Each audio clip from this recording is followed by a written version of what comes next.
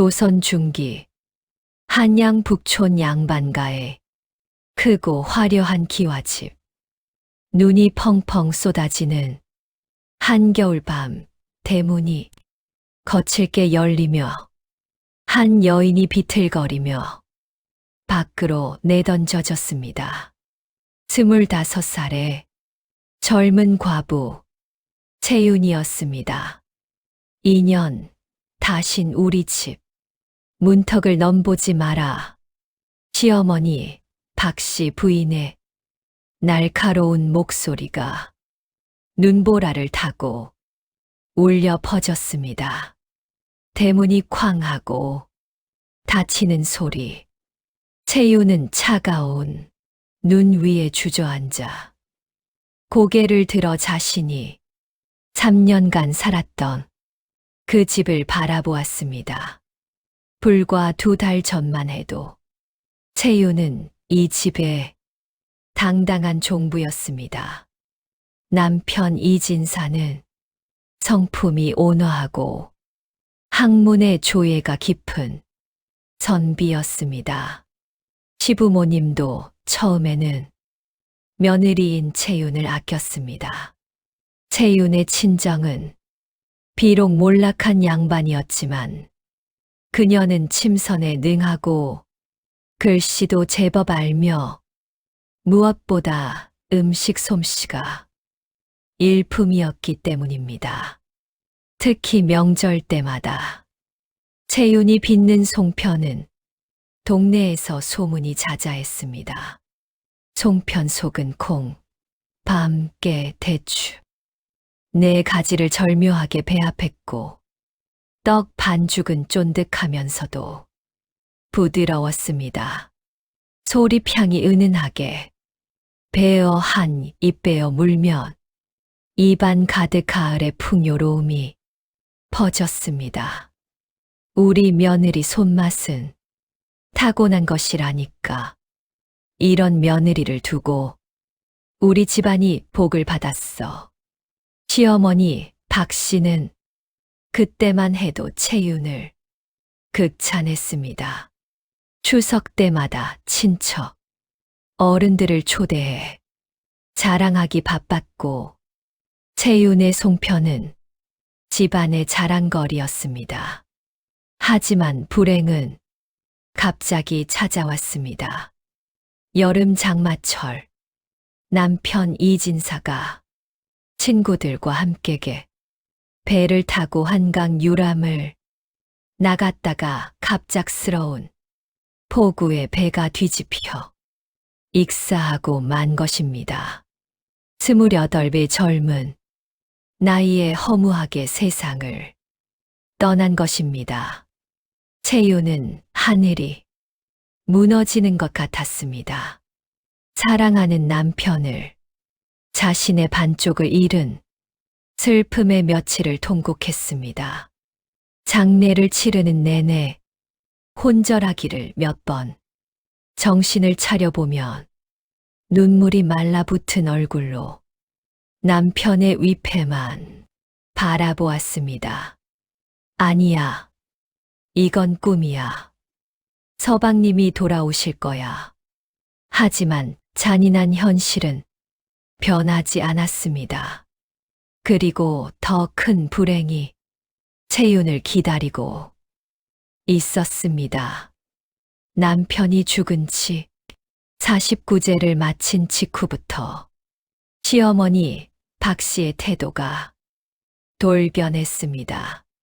자식도 없는 주제에 무슨 낯짝으로 여기 있는 거야? 과부가 된 주제에 먹을 것만 축내는구나.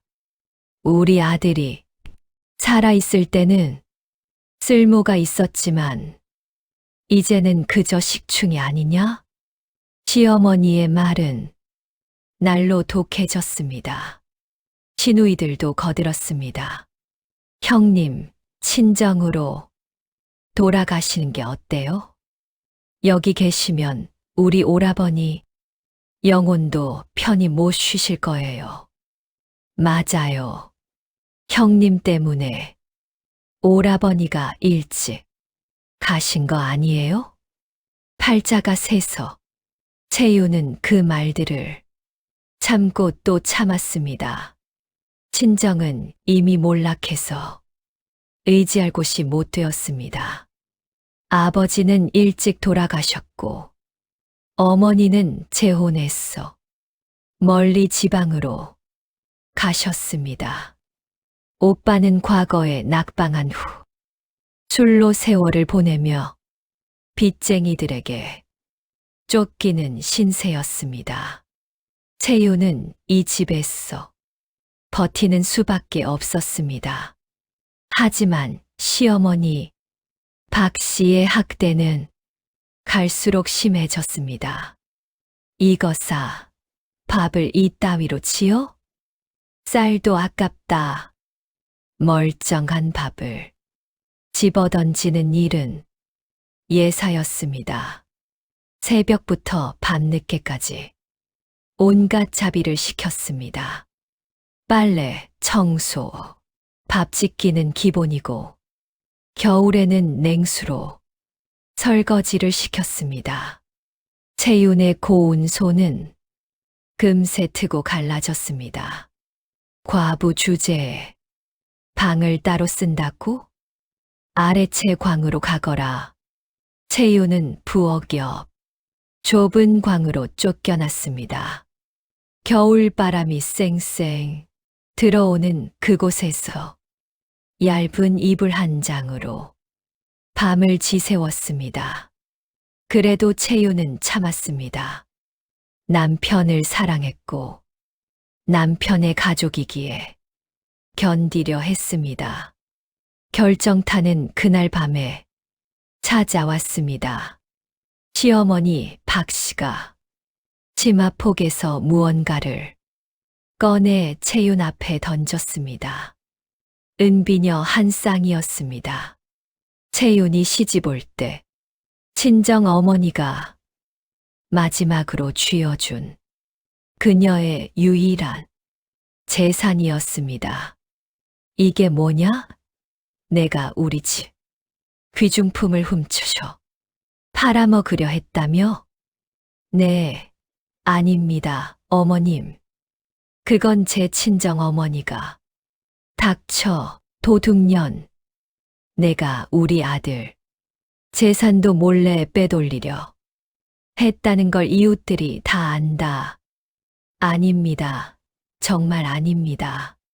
하지만 시어머니는 듣지 않았습니다.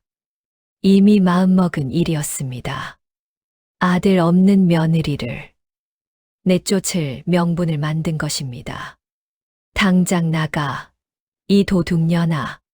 시어머니는 머리채를 잡고 채윤을 질질 끌어 대문 밖으로 내던졌습니다.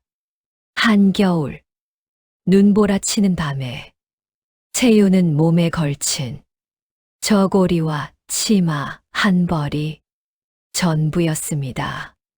신발도 제대로 못 신었습니다. 동냥조차 할 수 없는 깊은 밤이었습니다. 살려주세요. 어머님, 제발. 하지만 대문은 굳게 닫혀 있었습니다. 불빛 하나 새어나오지 않았습니다. 채윤은 눈 쌓인 골목길을 비틀거리며 걸었습니다. 발은 얼어붙고 온몸이 부들부들 떨렸습니다. 갈 곳이 없었습니다. 친정도 친구도 아무도 없었습니다. 이대로 얼어 죽는구나. 채윤의 의식이 흐려지기 시작했습니다. 눈 속에 쓰러진 채로 그녀는 천천히 눈을 감았습니다. 바로 그때였습니다. 아니, 저기 사람이 쓰러져 있네. 어둠 속에서 들려오는 남자의 목소리. 채윤은 가까스로 눈을 떴습니다. 흐릿한 시야에 한 남자가 보였습니다. 남루한 옷을 입었지만 눈빛만은 따뜻한 사람. 그 남자는 자신의 누더기 두루마기를 벗어 채윤에게 덮어주었습니다. 아가씨, 정신 차리세요. 정신 차려요. 그것이 채윤과 송편 장수 덕수의 첫 만남이었습니다. 채윤이 눈을 떴을 때 그녀는 낡은 움마 안에 누워 있었습니다. 깨어나셨습니까? 옆에는 30 남짓한 사내가 앉아 있었습니다. 떡 행상 덕수였습니다. 투박하지만 정직해 보이는 얼굴, 거친 손이지만 온기가 느껴지는 사람이었습니다. 여기가 어디죠? 남대문 박판잣집입니다. 제가 사는 곳이에요. 아가씨가 눈 속에 쓰러져 계셨어. 모시고 왔습니다. 채윤은 몸을 일으키려다 다시 주저앉았습니다. 온몸이 쑤셨고 열이 펄펄 끓었습니다. 무리하지 마세요. 몸이 많이 안 좋으십니다. 약방에 가야 하는데. 덕수에는 걱정스러운 눈으로 채윤을 바라보았습니다. 돈이 없어서 죄송합니다. 채윤의 목소리는 가늘게 떨렸습니다. 덕수에는 고개를 저었습니다. 괜찮습니다. 제가 어떻게든 해보겠습니다. 덕수에는 자신이 장사로 모아둔 돈 전부를 털어 약을 지어왔습니다. 사흘 밤낮을 간호하며 죽을 쑤어 먹였습니다. 누더기 이불을 덮어주고 방 안에 불을 지펴 따뜻하게 해주었습니다. 왜 저를 도와주시는 겁니까? 저는 그저 남이잖아요. 열이 조금 내리자 채윤이 물었습니다. 덕수에는 잠시 멈칫하더니 대답했습니다. 저도 한때는 길거리에서 얼어 죽을 뻔한 적이 있습니다. 그때 한 스님이 저를 구해주셨어요. 내가 받은 은혜는 다른 사람에게 갚거라라고 하셨습니다. 그래서 그냥 지나칠 수가 없었습니다. 덕수에는 본래 충청도 가난한 농가의 막내 아들이었습니다. 흉년이 들어 집안이 망하자 10살 때 한양으로 올라왔습니다. 온갖 굳은 일을 하며 하루하루를 연명했습니다. 남의 집 머슴, 짐꾼, 막노동까지 안 해본 일이 없었습니다.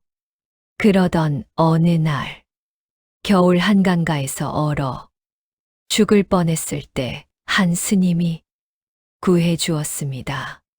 스님은 따뜻한 죽 한 그릇을 주고 이렇게 말했습니다.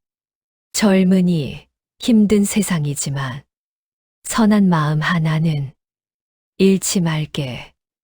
내가 오늘 받은 따뜻함을 언젠가 다른 사람에게 전해주게. 그 말이 덕수의 가슴에 평생 남았습니다. 덕수에는 25세 떡 장사를 시작했습니다. 새벽부터 떡을 쪄서 저녁까지 장터를 돌아다니며 팔았습니다. 남들보다 양을 많이 주고 정직하게 장사했습니다. 5년을 그렇게 일했지만 여전히 가난했습니다. 그래도 제 떡을 사 먹은 사람들이 맛있다 한마디만 해줘도 하루가 행복했습니다. 덕수의 이야기를 들으며 채윤은 가슴이 뜨거워졌습니다. 양반 남편을 만나 풍족하게 살았지만 이렇게 진심으로 대해주는 사람은 처음이었습니다. 일주일 후 채유는 거우 몸을 일으킬 수 있었습니다. 은인께 큰 신세를 졌습니다. 제가 어떻게 갚아야 할지. 아닙니다. 이제 몸이 좀 나으셨으니 다행입니다. 그런데 실례지만 가실 곳이 있으십니까? 채유는 고개를 저었습니다. 갈 곳이 없었습니다.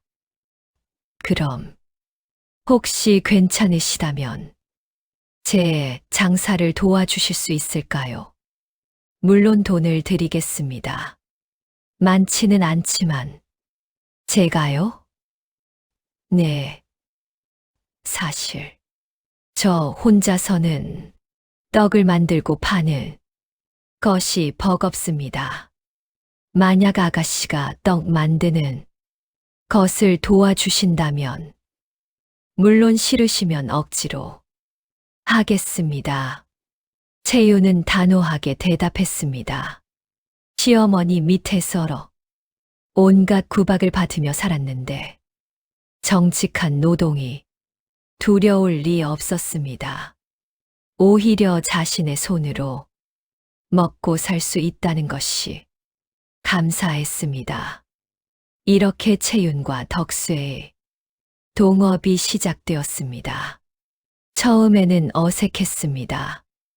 양반집 교수 출신 과부와 천민 떡 장수, 신분 차이가 있었지만 두 사람은 서로를 존중했습니다. 채유는 새벽 일찍 일어나 덕쇠와 함께 떡을 만들었습니다. 그녀의 손길이 닿자 떡이 달라지기 시작했습니다. 이 떡, 뭔가 다른데요?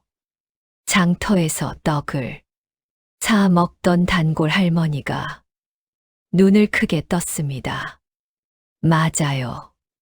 쫀득하면서도 부드럽고 맛이 정말 일품이에요. 이거 어디서 만든 떡이에요? 입소문이 퍼지기 시작했습니다. 채유는 떡 반죽에 정성을 들였습니다. 물의 양, 쌀가루의 상태, 찌는 시간까지 모두 세심하게 조절했습니다. 그녀가 시댁에서 3년간 명절 때마다 만들었던 송편의 비법을 모든 떡에 적용한 것입니다. 덕세 씨, 송편 속은 콩만 쓰시나요? 네, 콩이 제일 싸니까요. 그럼 이렇게 해보면 어떨까요? 밤과 콩을 섞으면 맛이 훨씬 좋아집니다. 그리고 대추를 조금 넣으면 단맛이 은은하게. 하지만 그러면 재료비가 처음에는 적은 양으로 만들어 비싸게 팔아보는 거예요. 특제 송편이라고요. 채윤의 아이디어대로 해보았습니다. 특제 송편은 일반 송편보다 3배 비쌌지만 날개 돋친 듯 팔렸습니다. 이 송편, 양반댁 추석, 음식 맛이 나는데요. 맞아요. 이런 송편은 처음 먹어봐요.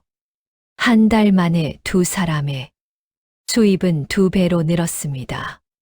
덕쇠는 감격했습니다. 채윤 아가씨 덕분입니다. 정말 감사합니다. 아니에요. 저야말로 덕쇠 씨 덕분에 살았는 거려. 두 사람은 서로를 의지하며 일했습니다. 덕쇠는 장사 수완이 뛰어났습니다. 어디서 떡을 팔아야 하는지, 손님을 어떻게 대해야 하는지 잘 알았습니다. 채윤은 떡 맛과 품질로 승부했습니다. 봄이 되자 두 사람은 남대문 시장 한쪽에 작은 좌판을 차렸습니다. 더 이상 들고 다니는 행상이 아니라 고정 좌판이었습니다. 덕쇠네 떡집이라는 간판을 달았습니다. 채윤 아가씨. 이름도 넣어야죠. 덕쇠 채윤 떡집이라고. 아니에요. 덕쇠 씨가 원래 주인이잖아요. 하지만 아가씨가 없었다면 이렇게 장사가 잘 될 수 없었어요. 결국 두 사람은 덕쇠네 송편집으로 이름을 정했습니다. 장사는 나날이 번창했습니다. 아침 일찍 만든 떡이 점심 전에 다 팔렸습니다. 손님들은 줄을 서서 기다렸습니다. 그러던 어느 날, 채윤이 조심스럽게 입을 열었습니다. 덕쇠 씨, 제가 하나 제안을 해도 될까요? 물론이죠. 말씀하세요. 우리 떡에 특별한 이름을 붙이면 어떨까요? 그리고 계절마다 다른 떡을 만들어서 채윤은 자신이 양반집에서 배운 모든 것을 쏟아냈습니다. 봄에는 쑥을 넣은 쑥떡, 여름에는 오미자를 넣은 오색떡, 가을에는 밤송편, 겨울에는 잣을 넣은 잣썰기. 이건 정말 대단한 아이디어예요.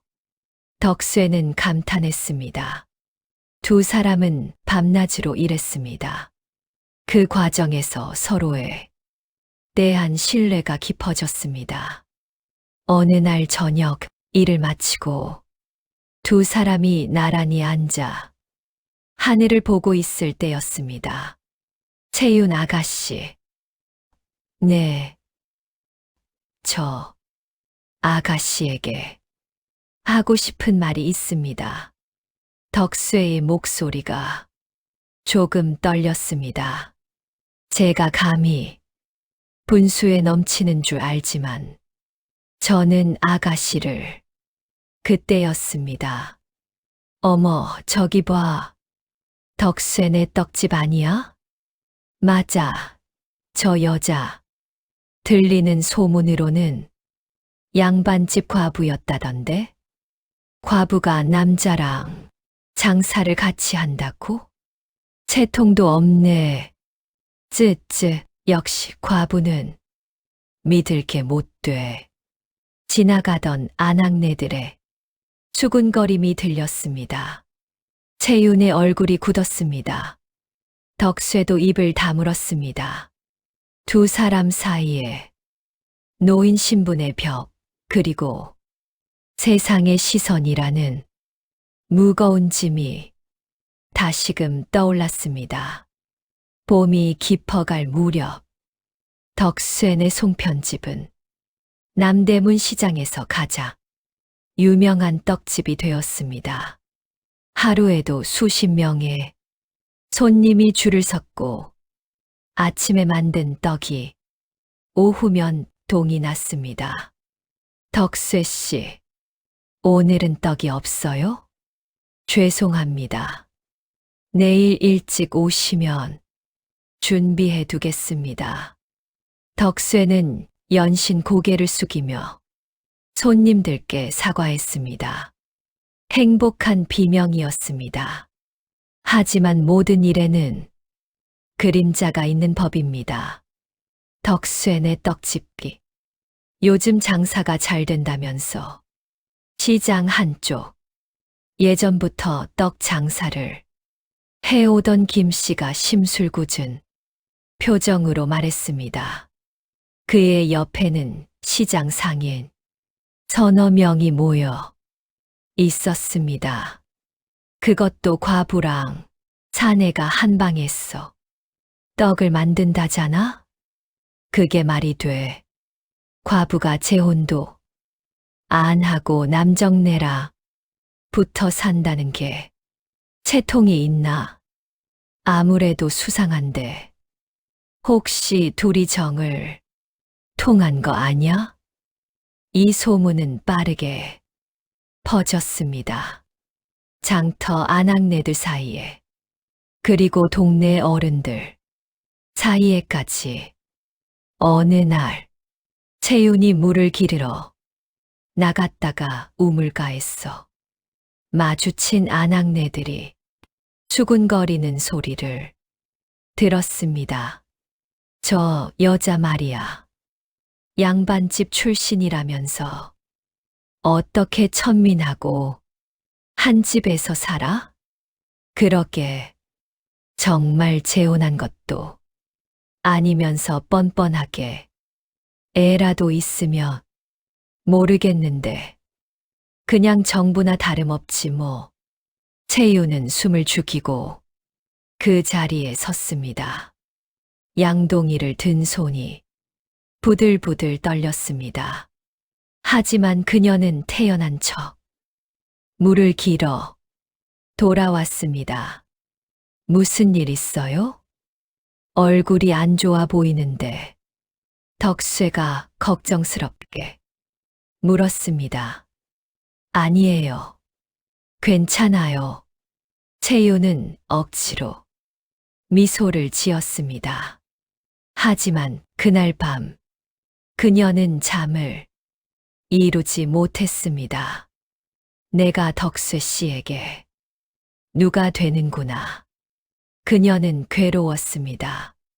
덕쇠는 자신을 구해준 은인이었습니다. 그리고 어느새 마음속 깊은 곳에 자리 잡은 사람이었습니다. 하지만 세상의 눈은 냉혹했습니다. 며칠 후 더 큰 문제가 터졌습니다. 덕쇠 씨, 큰일 났어요. 채윤이 다급하게 뛰어왔습니다. 왜 그래요? 방금 관아에서 사람이 와서 우리를 고발한 사람이 있대요. 고발이요. 무슨? 우리가 혼인 신고도 안 하고 동거하며 풍기를 문란하게 한다고. 덕쇠의 얼굴이 굳어졌습니다. 누가 그런 고발을? 김 씨 떡집 주인이래요. 우리가 장사를 방해한다고. 이틀 후 두 사람은 관아에 불려갔습니다. 내 놈들이 덕쇠와 채윤이냐? 포도대장이 위압적인 목소리로 물었습니다. 예, 그렇습니다. 혼인도 하지 않고 한 집에서 사는 것이 사실이냐? 저희는 덕쇠가 말하려 했지만 포도대장이 손을 들어 막았습니다. 변명은 듣지 않겠다. 조선의 법도로는 이는 명백한 풍속문란이다. 대감마님, 저희는 그저 동업자일 뿐입니다. 불미스러운 일은 없었습니다. 채윤이 급히 말했습니다. 동업자, 하하. 과부와 호라비가 한 지붕 밑에서 밤낮을 같이 지내는데 의심받지 않으려면 정식으로 혼인을 하든지 아니면 떨어져 살아야 하느니라. 포도대장의 말에 두 사람은 할 말을 잃었습니다. 결국 판결이 내려졌습니다. 너희 두 사람은 즉시 동거를 중지하고 떡집 장사도 당분간 중단하라. 만약 다시 이런 일로 고발이 들어오면 태형에 처할 것이다. 청천벽력 같은 선고였습니다. 그날 밤 두 사람은 좌판 앞에 앉아 말없이 하늘을 바라보았습니다. 채윤 아가씨, 덕쇠 씨, 두 사람이 동시에 입을 열었습니다. 제가 떠나겠습니다. 채윤이 먼저 말했습니다. 안 돼요. 제가 먼저 떠날게요. 덕쇠가 손사래를 쳤습니다. 덕쇠 씨, 이 모든 게 제 때문이에요. 제가 과부라는 신분 때문에 아니에요. 저 때문에 아가씨가 이런 누명을 제발 더 이상 덕쇠 씨에게 피해를 주고 싶지 않아요. 채윤의 눈에 눈물이 고였습니다. 그 순간 덕쇠가 채윤의 손을 꽉 잡았습니다. 채윤 아가씨, 저는 이제 알겠어요. 제가 정말 원하는 게 뭔지. 덕쇠 씨, 저는 아가씨와 평생을 함께하고 싶습니다. 세상이 뭐라고 하든, 신분이 어떻든 상관없습니다. 제발 제 아내가 되어주세요. 덕쇠의 눈빛은 진지했습니다. 하지만 저는 과부입니다. 제가 재혼을 하면 제 자식들은 벼슬길이 막힙니다. 세상의 손가락질을 받아야 합니다.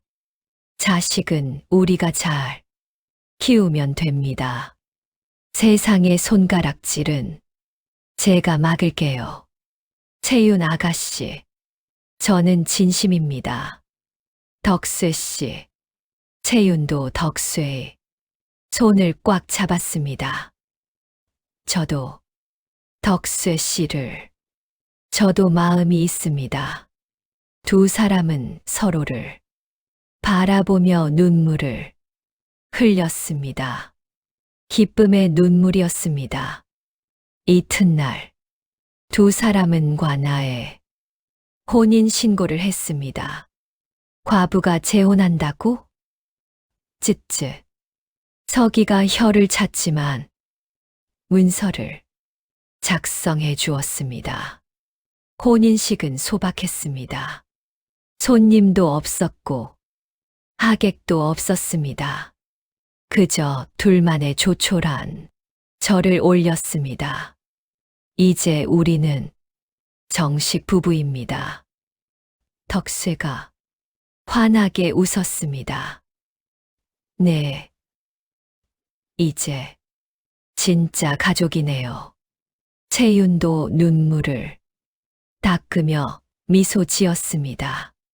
하지만 세상은 여전히 냉혹했습니다. 과부 재혼했다면서 창피한 줄도 모르네. 저런 걸 어떻게 아내로 맞아? 덕쇠도 참. 손님들이 하나둘 줄기 시작했습니다. 소문이 퍼지자 떡을 사러 오던 사람들도 발길을 끊었습니다. 덕쇠 씨, 장사가 안 되네요. 괜찮아요. 우리 더 열심히 하면 돼요. 하지만 한 달이 지나도 장사는 나아지지 않았습니다. 하루 수입이 예전에 절반도 안 되었습니다. 어느 날 밤 채윤이 울먹이며 말했습니다. 제가 잘못한 거예요. 덕쇠 씨, 제가 떠나는 게 나을까요? 무슨 소리예요? 당신은 제 아내예요. 우리는 이 시련을 함께 이겨낼 거예요. 덕쇠는 채윤을 꼭 안아주었습니다. 우리에게는 실력이 있어요. 맛있는 떡을 만드는 실력. 세상이 우리를 외면해도 진실은 언젠가 드러나게 되어 있어요. 그날 밤 두 사람은 새로운 결심을 했습니다. 우리의 떡으로 세상을 놀라게 하자. 두 달이 흘렀습니다. 장사는 여전히 어려웠지만 두 사람은 포기하지 않았습니다. 채윤, 오늘은 특별한 날이니 새로운 떡을만 들어볼까요? 무슨 날인데요? 우리가 정식 부부가 된 지 2달째 되는 날이잖아요. 덕수의 말에 채윤이 픽 웃었습니다. 그럼 특별한 떡을 만들어 봐요. 우리 둘만의 떡. 채윤은 새벽부터 정성껏 떡을 만들었습니다. 찹쌀과 맵쌀을 섞고 꿀과 대추를 갈아 넣었습니다. 그리고 잣가루를 살살 뿌렸습니다. 이름은 화합떡이라고 하면 어떨까요? 우리 두 사람이 하나가 되었으니까요. 좋아요. 정말 좋아요. 그날 오후 장터에 한 노인이 지나가다 떡 냄새를 맡고 발길을 멈췄습니다. 어디서 이런 좋은 냄새가 나는고? 어르신, 저희 화합떡 한번 드셔보시겠어요? 오늘 새로 만든 거예요. 채윤이 공손하게 떡을 건넸습니다. 노인은 한 입 빼어 물었습니다. 그리고 눈이 커졌습니다. 이게 무슨 맛이냐? 이런 떡은 태어났어. 처음 먹어본다. 정말이신가요? 그럼 내가 거짓말을 하겠느냐? 이 떡 더 있느냐? 네, 있습니다. 노인은 떡을 모두 사갔습니다. 그리고 이름과 위치를 물었습니다. 사흘 후 놀라운 일이 일어났습니다. 저기 덕수네 송편집 맞습니까? 화려한 옷을 입은 사람이 찾아왔습니다. 양반집 청직이었습니다. 네, 맞습니다만 우리 대감마님께서 당신네 떡을 드셔보시고 크게 만족하셨습니다. 앞으로 우리 잔치 때마다 떡을 주문하고 싶은데 가능하겠습니까? 네, 정말입니까? 덕세와 채유는 믿을 수가 없었습니다. 그 노인께서 우리 대감마님이셨습니다. 중추부 대감이십니다. 그날 떡을 사간 노인이 바로 중추부 대감이었던 것입니다. 대감마님께서 하시는 말씀이 이렇게 정성이 담긴 떡은 처음이다. 만드는 사람의 진심이 느껴진다고 하셨습니다. 채윤의 눈에 눈물이 고였습니다. 감사합니다. 정말 감사합니다. 그날부터 일이 풀리기 시작했습니다. 중추부 대감댁에서 주문이 들어왔다는 소문이 퍼지자 다른 양반집에서도 주문이 쏟아졌습니다. 덕쇠네 떡이 양반 어른들 입맛에도 맞는다면서. 맞아, 나도 한번 먹어봐야겠어. 장터의 평민들도 다시 찾아오기 시작했습니다. 과부가 재혼했으면 어때? 떡이 맛있으면 그만이지. 그렇게 우리가 떡 먹으러 온 거지. 뒷담화하러 온 게 아니잖아? 사람들의 생각이 바뀌기 시작했습니다. 하지만 이때 또 다른 시련이 찾아왔습니다. 덕쇠, 큰일 났어. 시장 아저씨가 헐레벌떡 달려왔습니다. 왜 그러세요? 김씨 떡집에서 너희를 또 고발했어. 이번엔 떡에 이물질을 넣어 사람들을 해쳤다고. 뭐라고요? 그게 무슨. 게다가 너희가 쌀을 도둑질했다는 소문까지 퍼뜨리고 있어. 완전히 모함이었습니다. 김 씨 떡집은 덕수의 떡집이 장사가 잘 되자 질투와 시기로 눈이 멀어 있었습니다. 이번에는 꼭 너희를 망하게 만들겠다. 김 씨는 여러 사람에게 돈을 주고 거짓 증언을 하도록 사주했습니다. 덕수의 떡 먹고 배탈 났어요. 맞아요. 저도 그래요. 관아의 거짓 신고가 쏟아졌습니다. 또다시 두 사람은 관아에 불려갔습니다. 이 자들이 또 말썽을 피우는 것이냐? 포도대장이 화난 목소리로 말했습니다. 대감마님, 저희는 억울합니다. 저희 떡에는 아무 문제가 없습니다. 증인이 있다. 너희 떡을 먹고 배탈이 난 사람들이 여럿이다. 바로 그때였습니다. 잠깐, 관아 밖에서 위험 있는 목소리가 들려왔습니다. 중추부 대감이었습니다. 대감마님, 포도대장이 급히 허리를 숙였습니다. 이 사건 내가 직접 조사하겠네. 예, 하지만 우리 집안 사람들이 덕수의 떡을 수십 번 먹었지만 아무도 배탈이 난 적이 없네. 오히려 맛과 품질이 훌륭했지. 하지만 증인들이 그 증인들을 내 앞으로 데려오게. 중추부 대감은 거짓 증인들을 하나하나 신문했습니다. 너는 정말로 이 떡집에서 떡을 사 먹었느냐? 그렇습니다. 그럼 떡값이 얼마였지? 5냥이었습니다. 하하, 이 떡집. 떡은 한 냥이네. 거짓말하는 것이 뻔히 드러났습니다.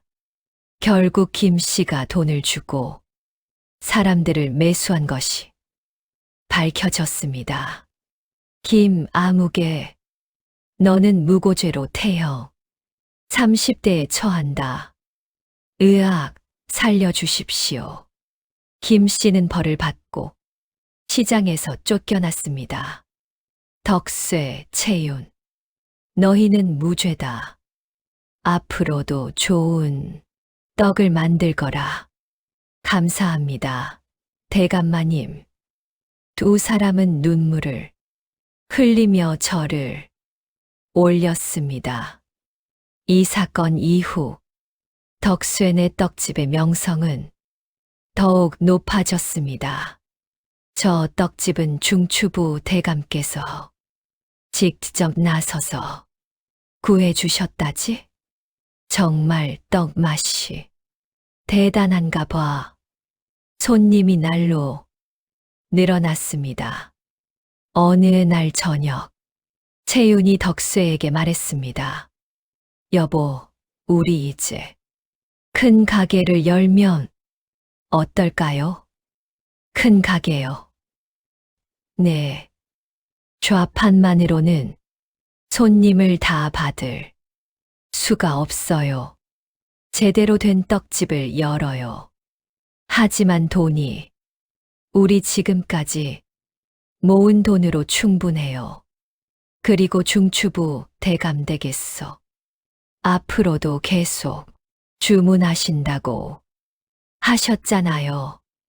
덕수에는 고민했습니다. 하지만 채윤의 눈빛을 보니 용기가 생겼습니다. 좋아요, 해봅시다.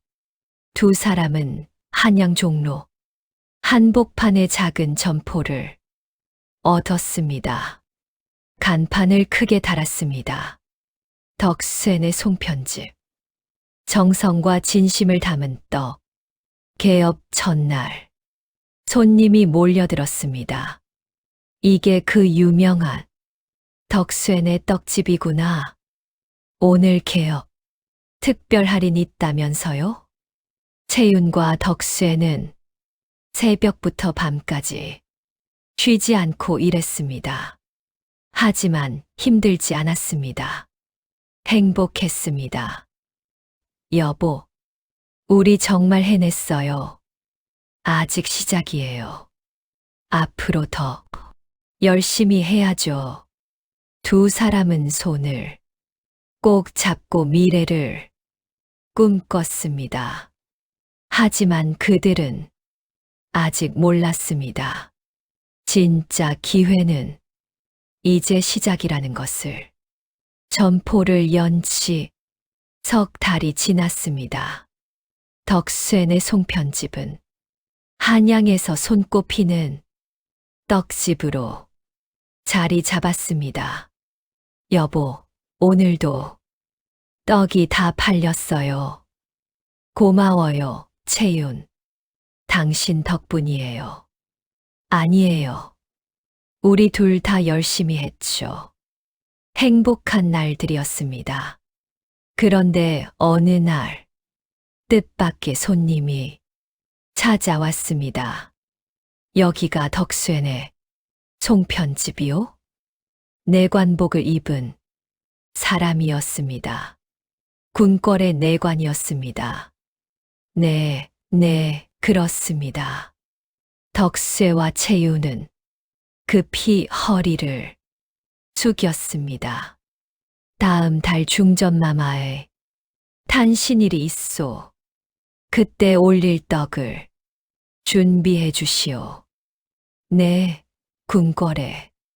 저희가요? 중추부 대감께서 중전마마께 추천하셨소.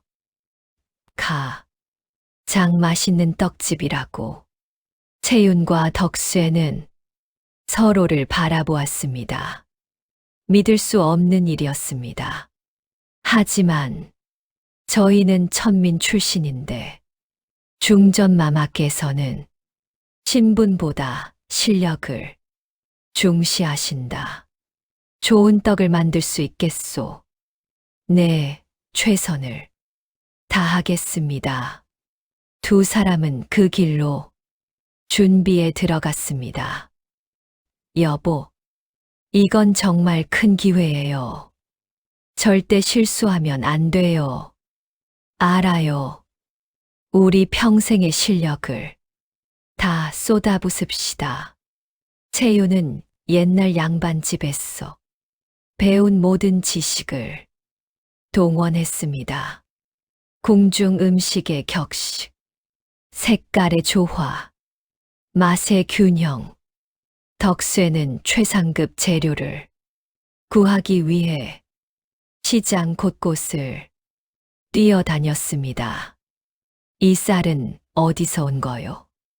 경기도 여주에서 가장 좋은 논에서 난 쌀입니다. 이 대추는요? 충청도 보은의 명품 대추입니다. 좋아요. 이걸로 하겠습니다. 밤낮으로 연습했습니다. 떡 모양, 크기, 색깔, 하나하나를 완벽하게 만들기 위해 수십 번을 만들고 버렸습니다. 이건 색이 고르지 않아요. 이건 크기가 조금 작아요. 이건 모양이 삐뚤어요. 완벽할 때까지 반복했습니다. 드디어 중전마마. 탄신일 전날. 채윤, 준비됐어요? 네, 여보. 우리 최선을 다했어요. 새벽부터 떡을 만들기 시작했습니다.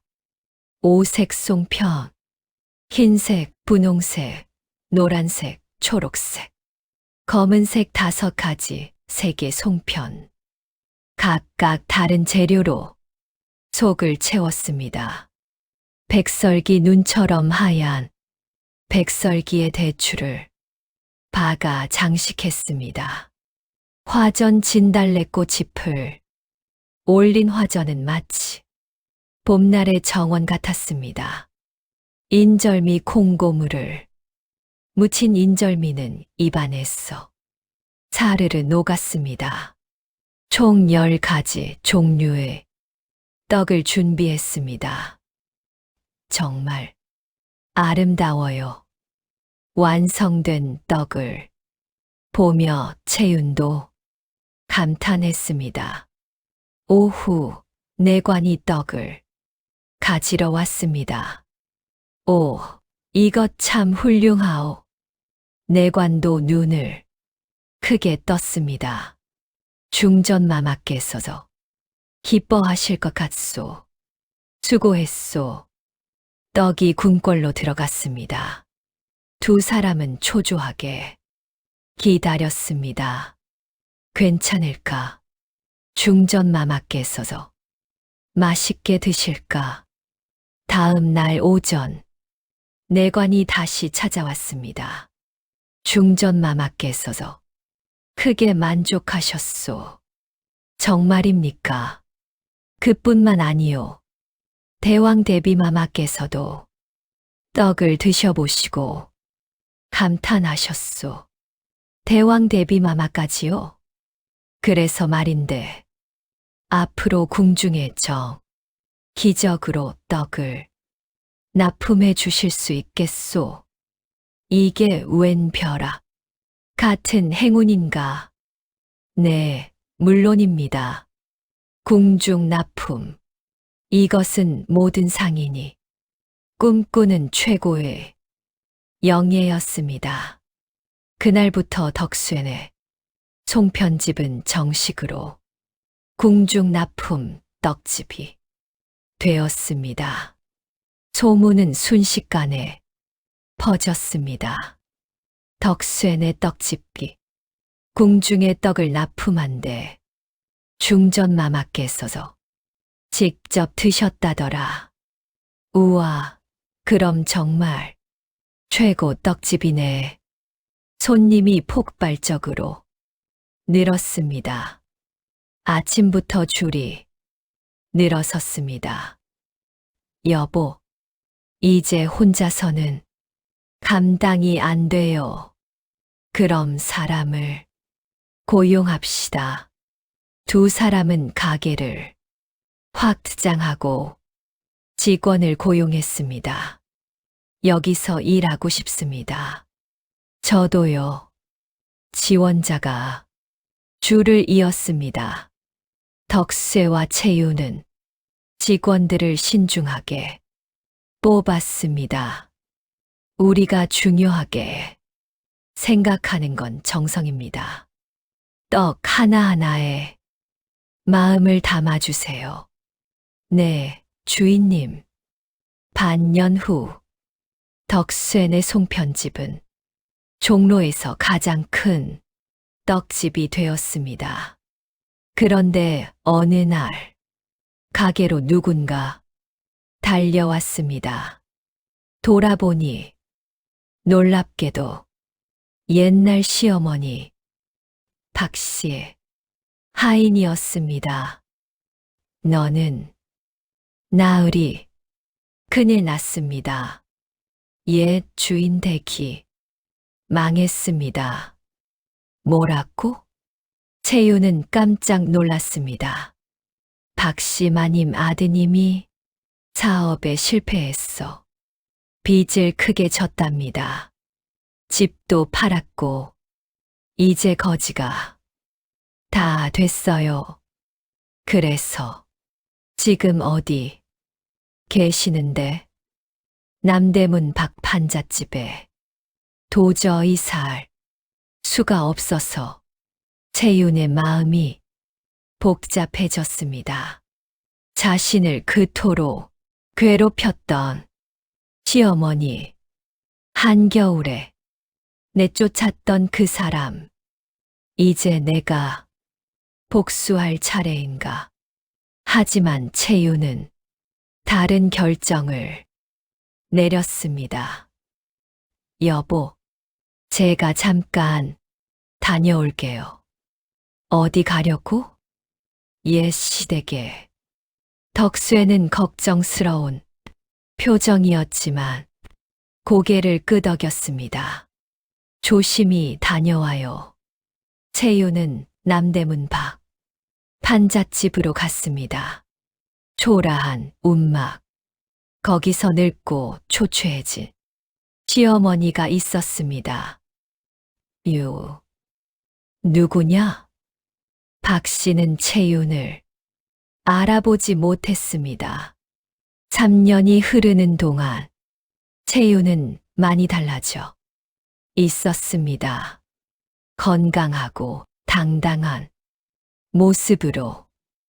어머님, 저예요. 채윤이에요.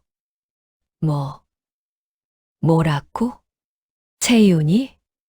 박 씨의 얼굴이 굳었습니다. 수치심과 두려움이 교차했습니다. 나를 비웃으러 왔느냐? 아니에요. 채윤은 보자기를 풀었습니다. 안에는 먹을 것과 돈이 들어 있었습니다. 이걸 제가 드릴게요.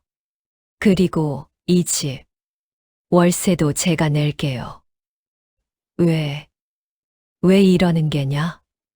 내가 너를 그렇게 못되게 굴었는데. 박 씨의 눈에 눈물이 고였습니다. 채유는 조용히 말했습니다. 어머님도 한때는 저를 며느리로 아껴주셨잖아요. 그리고 제 남편의 어머니세요. 제가 어떻게 모른 척할 수 있겠어요. 채유나, 힘든 일 있으면 언제든 가게로 오세요. 제가 도와드릴게요. 채유는 그렇게 말하고 일어났습니다. 잠깐, 박 씨가 채윤의 옷자락을 붙잡았습니다. 미안하다. 정말 미안하다. 박 씨는 땅에 엎드려 울었습니다. 그때 내가 너무 잘못했다. 용서해다오. 채윤도 눈물을 흘렸습니다. 괜찮아요, 어머님. 다 지난 일이에요. 그날 이후 박 씨는 가끔 가게에 찾아와 채윤을 도왔습니다. 진심으로 뉘우치고 변한 모습이었습니다. 어느 날 가게에 또 다른 손님이 찾아왔습니다. 여기가 소문난 덕수의 송편집이요? 높은 벼슬아치였습니다. 네, 맞습니다. 내 딸 혼례 때 떡을 준비해 주시오. 궁중에 납품하는 떡집이라니 기대가 크오. 감사합니다. 최선을 다하겠습니다. 그날부터 혼례 떡 주문이 쏟아졌습니다. 3년이 흐른 어느 날, 여보, 제가 할 말이 있어요. 채윤이 수줍게 말했습니다. 뭔데요? 저 아기가 생긴 것 같아요. 정말이에요? 덕수에는 채윤을 번쩍 들어 올렸습니다. 조심해요. 위험해요. 아, 미안해요. 너무 기뻐서. 두 사람은 행복하게 웃었습니다. 그해 겨울 건강한 아들이 태어났습니다.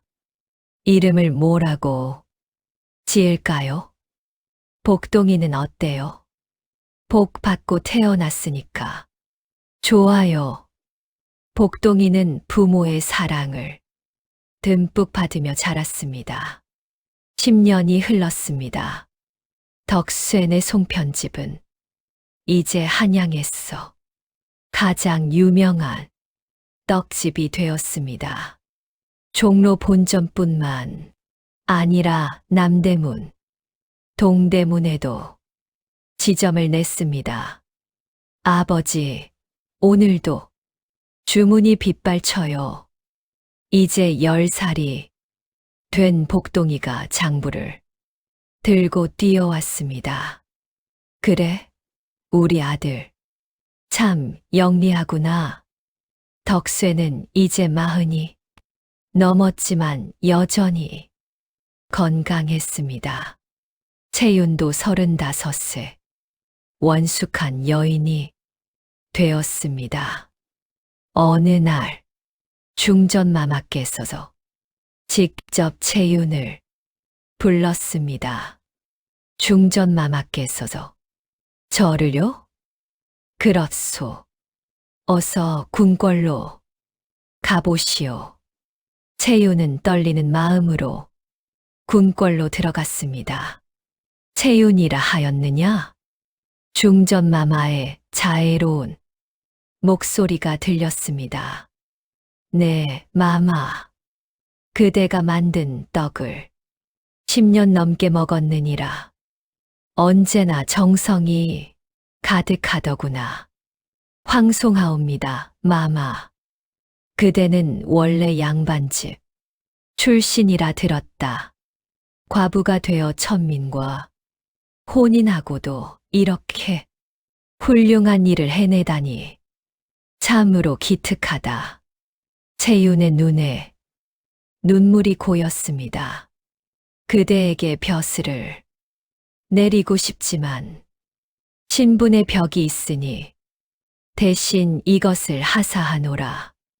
중전마마는 비단과 금을 하사했습니다. 고맙습니다, 마마. 이 은혜 잊지 않겠습니다. 집에 돌아온 채윤은 덕수에게 말했습니다. 여보, 우리 이 돈으로 좋은 일을 합시다. 좋은 일요? 가난한 사람들에게 떡을 나눠주는 거예요. 우리도 한때 가난했잖아요. 좋은 생각이에요.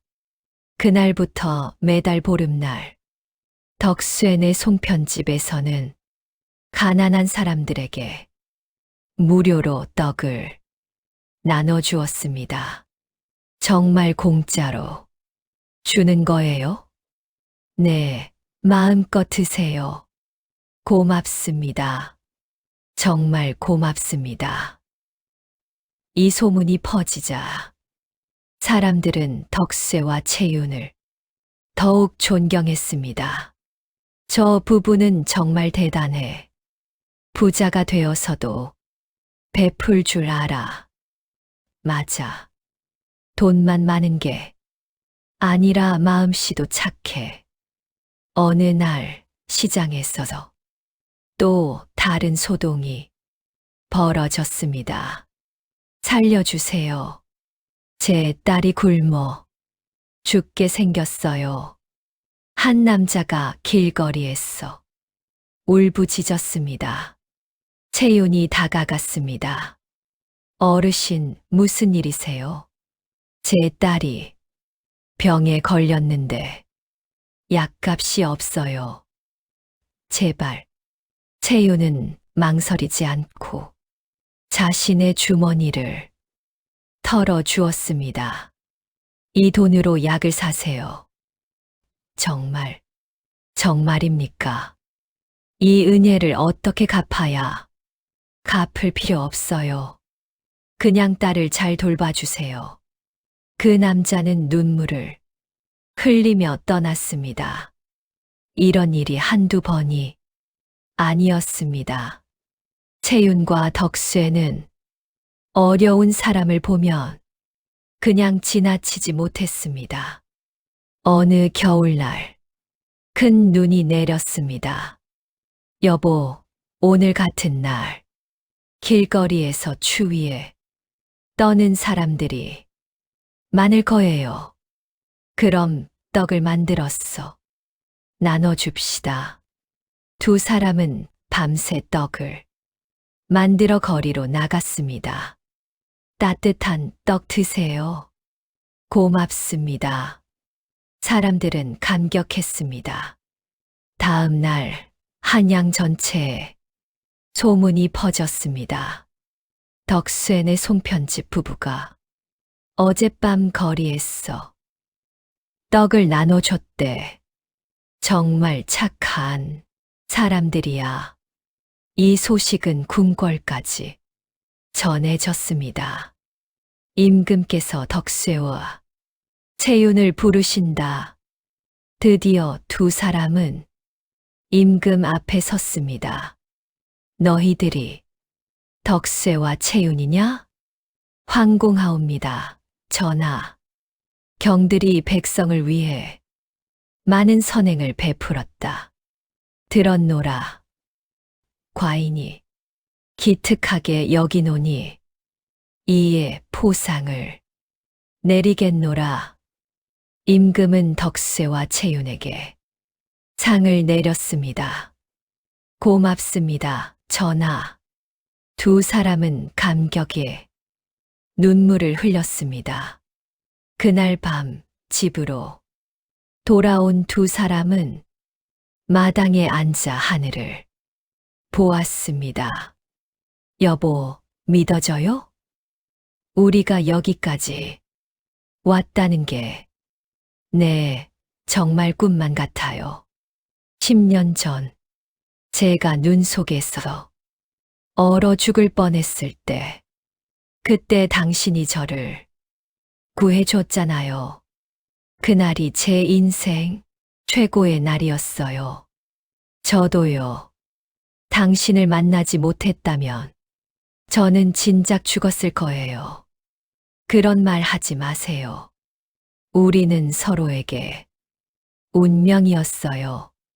두 사람은 손을 꼭 잡았습니다. 앞으로도 우리 변하지 말아요. 부자가 되어도 초심을 잃지 말고 항상 베풀며 살아요. 네, 꼭 그렇게 해요. 그 후로도 덕쇠네 송편집은 3대째 이어져 조선 최고의 떡집으로 남았습니다. 복동이가 자라 가업을 이었고 복동이의 아들도 같은 마음으로 떡을 만들었습니다. 할아버지, 할머니께서 하신 말씀을 잊지 마라. 떡 하나하나에 정성을 담고 돈보다 사람을 먼저 생각하라. 까고 그 가르침은 대대손손 전해졌습니다. 훗날 사람들은 이렇게 말했습니다. 덕쇠와 채윤은 신분의 벽을 넘어 서로를 사랑했고 그 사랑으로 조선 최고의 떡집을 만들었다. 그들은 부자가 되어서도 베풀 줄 알았고 백성들로부터 존경받았다. 진정한 성공이란 바로 이런 것이다. 그리고 그들의 이야기는 오랫동안 민담으로 전해졌습니다. 가난한 천민 남자와 불쌍한 과부가 만나 의리와 사랑으로 최고의 부자가 된 이야기. 한겨울 눈 속에서 시작된 인연이 조선 최고의 떡집으로 꽃 피운 이야기. 그것이 바로 덕쇠와 채윤의 이야기였습니다. 오늘 이야기가 감동적이고 통쾌한 반전이 있었다면 구독과 좋아요 버튼 눌러주세요. 시청해 주셔서 감사합니다.